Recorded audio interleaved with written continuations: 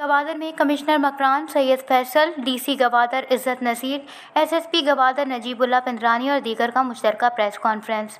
उन्होंने press conference में 26 दिसंबर से 30 दिसंबर 2022 तक के होने वाले वाक़यात के बारे में तफसीली ब्रीफिंग दी। उनका कहना था कि जब हमने गिरफ्तारियों का सिलसिला शुरू किया था तब कुछ लोगों ने शरपसंदी फैलाई, पथराव और जलाओ घिराव किया, जिससे काफ़ी नुकसान पहुँचा और लातादाद सिपाही भी ज़ख्मी हुए, जिस पर हमारी तरफ से कार्रवाई की गई ताकि अवाम के जानो माल की हिफाजत की जाए। इस सिलसिले में तमाम पाबंदियों को शहर से ख़त्म कर दिया गया।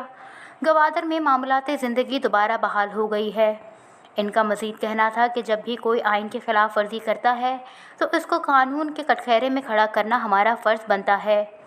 आवाम से यही गुजारिश है कि वो पुरअमन रहे और इस सिलसिले में उन्होंने बलूचिस्तान के बेहतरीन शहरी होने का सबूत भी पेश किया है।